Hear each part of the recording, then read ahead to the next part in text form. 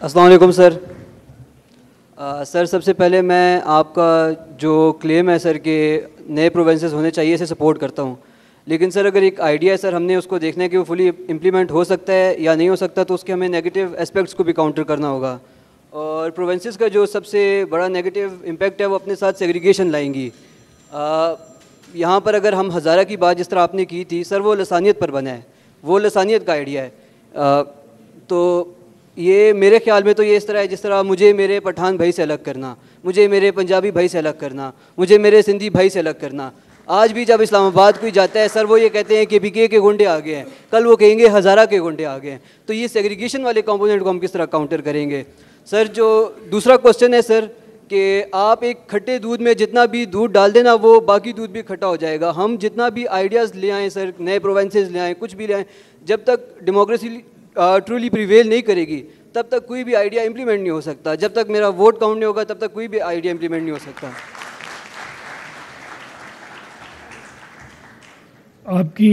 आपकी सारी ऑब्जर्वेशन ठीक है, मैं उनसे एग्री करता हूँ, बट हमारा मुकदमा यही है। बार बार मैं कई चीज़ें दोहरानी भी पड़ती हैं, लेकिन मेरा ख्याल है वो इम्पोर्टेंट है, हमें दोहरानी भी चाहिए। आपने वोट की बात की, देखें पॉलिटिकल पार्टीज़ या जिसको आप वोट देते हैं, जो भी हमारा कोई पॉलिटिकल लीडर है, उसके पास बंदूक नहीं होती, उसके पास पब्लिक की सपोर्ट होती है। पब्लिक सपोर्ट अगर उसके साथ है तो वो सब कुछ कर जाता है।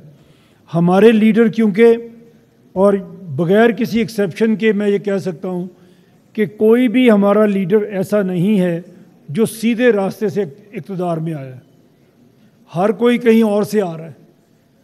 हमारे सिस्टम में जो हम कहना चाह रहे हैं वहाँ पे लोग ग्रो करेंगे आपके अंदर से, सूबे में सर्व कर देंगे।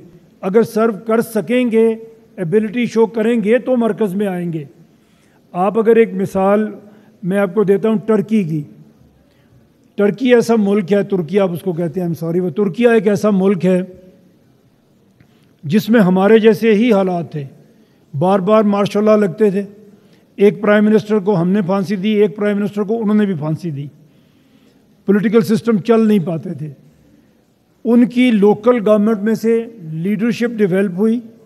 उर्दुगान साहब पहले मेयर बने, फिर उनकी पार्टी ने बहुत सारे शहर जीत लिए, फिर वो मरकज़ में आ गए और उन्होंने डिलीवर किया अपने लोगों को।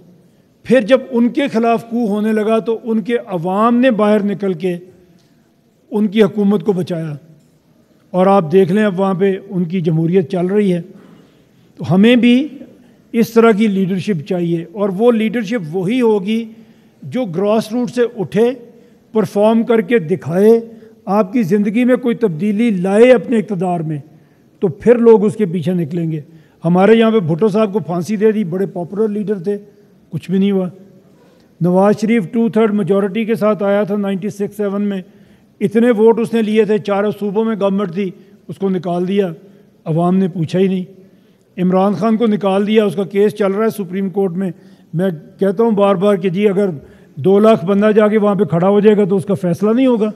लोग नहीं जाते, बिकॉज़ किसी ने हमारी ज़िंदगियों को नहीं बदला, उस तरह से अवाम को साथ नहीं मिलाया जिसके लिए अवाम उसके साथ बाहर निकलें और एजिटेशन करने के लिए तैयार हो जाए। जी।